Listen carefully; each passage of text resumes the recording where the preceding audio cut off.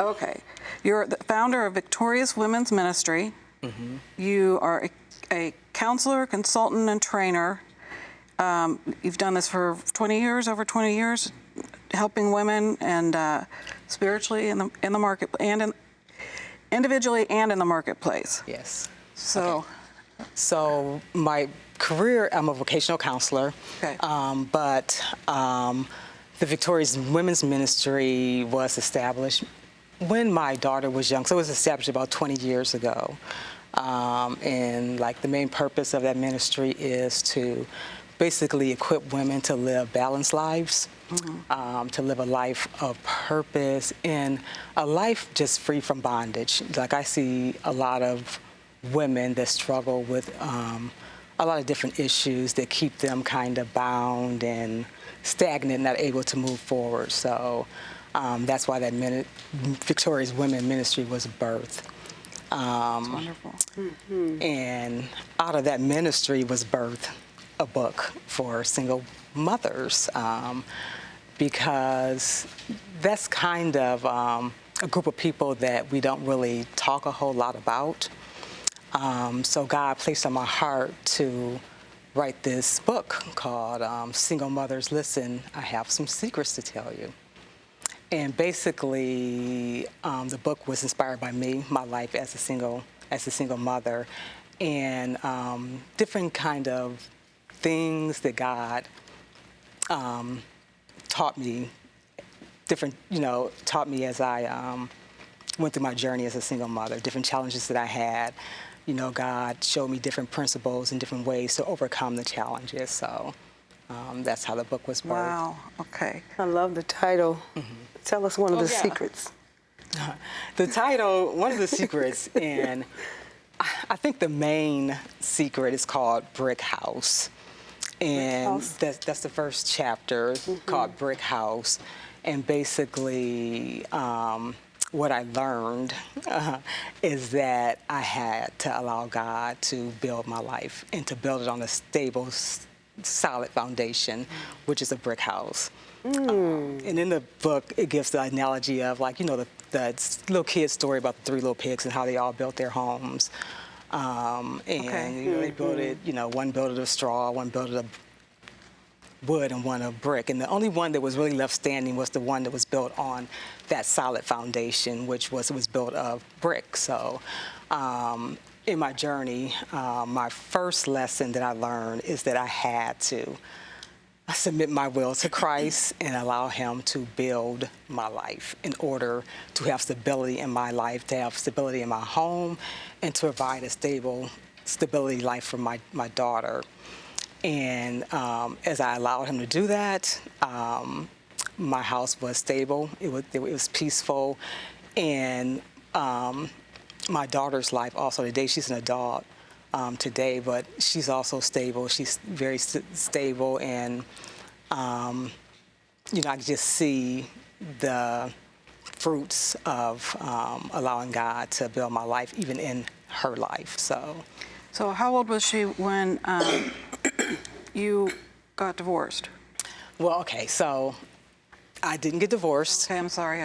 And that's also covered in the book. It's like we become single, people are single parents for different reasons. Divorce is one, and just not being married is another one. I was not married. And that was also another major challenge that really brought me to just allow God to build my life, is because through having a child out of wedlock, which is something that I never imagined would happen to me, because, I just always, in my opinion, I've always lived like a life that was flawless in my mind. And so when that happened, that was a big challenge for me. I really had to seek God in order to be able to overcome. Did you consider abortion? I never considered abortion. Abortion was brought up, of course, but as it always is, when you go in and you find out, you take the test, you find out you're pregnant. it was an option. They said, well, you don't have to have a baby, but that was never an option for me. You know, I was always raised in a Christian environment, in a Christian family, and it was just never an option. So, so I never considered it. That's wonderful. What age were you? I was 27 years old when I was pregnant. And it was just a very difficult time during that time period. My mother she was ill during that time period, very ill in the hospital. My relationship that I had was falling apart. So my life was just turning upside down, completely upside down. This is with your daughter's dad? Correct. Okay. So my life was completely just a wreck, turning upside down. And during that time period, my mother did pass away. So I never got a chance to talk to her, to tell her what was going on in my life. And she never got a chance to meet my daughter. But that was in 1994. My daughter was due in 1995, and I was kind of looking forward to 1995, a new beginning, something positive happening. But she was born December 31st, 1994. And I thought, okay, that's funny. But I really believe that was just God's way of saying, you know, it's been rough, but I'm going to, you know, shine, let something shine, you know, in 1994 for you. So she was born, and that really was the highlight of a, you know, very hard year. She was born, you know, my stress level was high as being a single parent. It was after she was born, and were you working? I was working. Yep, I worked. I was, you know, I was done with college. I went through college, done with college, everything, when I had her. So I had a job. I was pretty established as far as the job and everything like that. So, so that wasn't the main stressor. But, you know, I was just at a point in life when I was up against a brick wall. I hit a brick wall. And I think that's a time when yourself ends and, you know, and when Christ was able to enter into my life. I've always known Christ. As I said, I grew up in a Christian family, Christian background. But, you know, obviously I didn't always live according to the Word of God.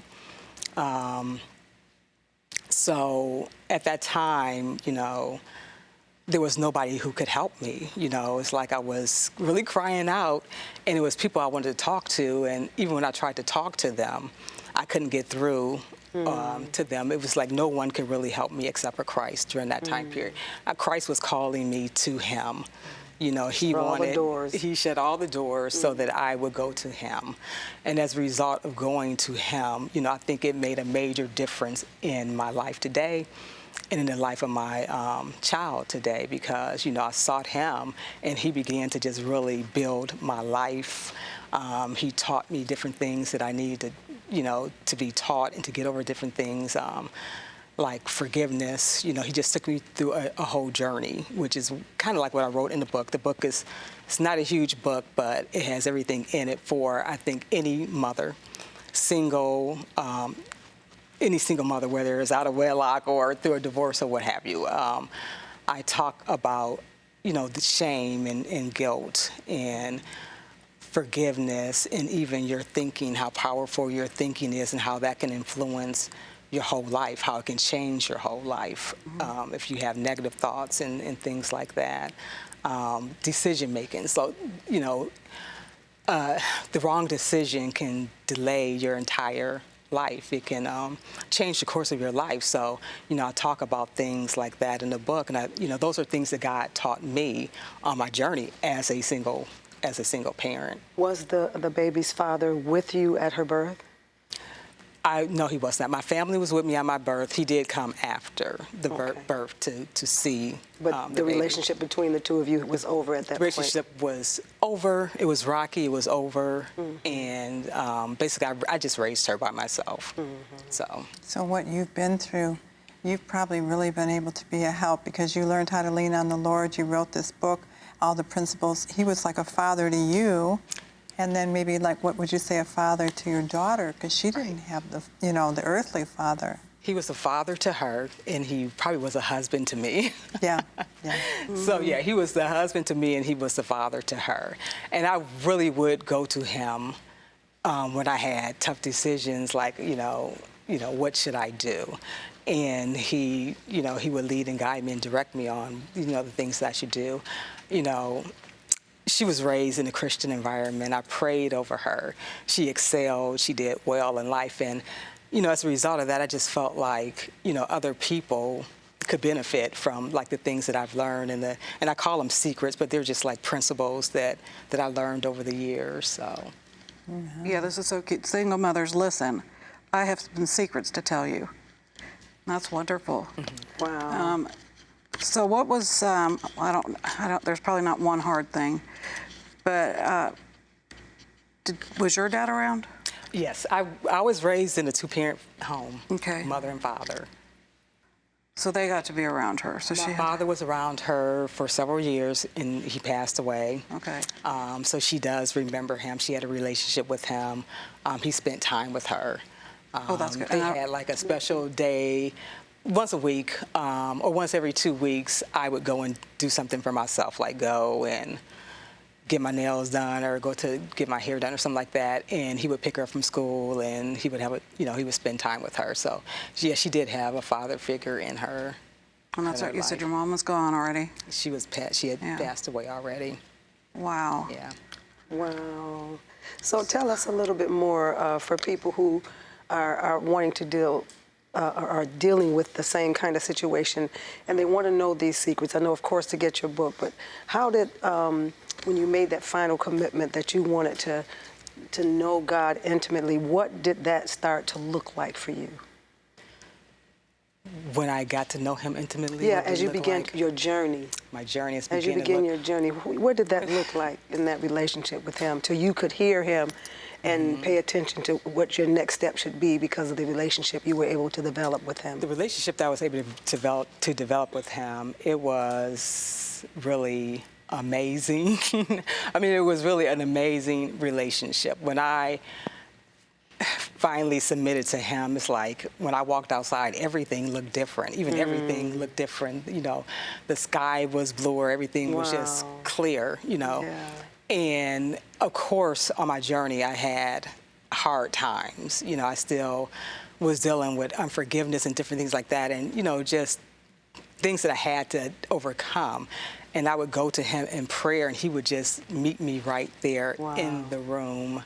As I was praying in my room, and he would speak to me, he would comfort me. And so the relationship was just absolutely beautiful. He was just there, always on time for me. It was, it was nothing that she ever lacked in life. She got everything that she needed. Everything was provided for. Even though her father was not present in her life, her family was present. Her grandmother and her aunts they were present. So, he met every need that I had in life for her. Even as she got older, not just in childhood, but even as she got older and was time for her to go to college and different things like that. When it was time for me to buy a home, he met those needs because I was trying to find a home. And I think I touched on it in the book a little bit, in a certain area for a school district, or a certain school district, and it didn't work out. So I ended up in a different area, but she ended up going to private school, to a Christian school, and I was able to pay for it, So God, he opened many doors for me on my journey as a single parent. And that's, I guess, one of the things that I want other single parents to know is that even single men, even single fathers, that, God will open up that door. But the main key was that I had to really submit to him. I had to allow him to really build my life. and really lead and guide me. And when I did that and really leaned on him and, had faith and trust in him, he opened a lot of doors. That's amazing. Isn't that amazing? Hey everyone, hope you enjoyed the video. To see more like this, be sure to hit the subscribe button below and get all the latest content from TCT Ministries. We'd love to pray alongside you for God's blessings in your life, so you can email your prayer requests to prayer@tct.tv or click the link below and submit your request at tct.tv. God bless you and thank you for watching.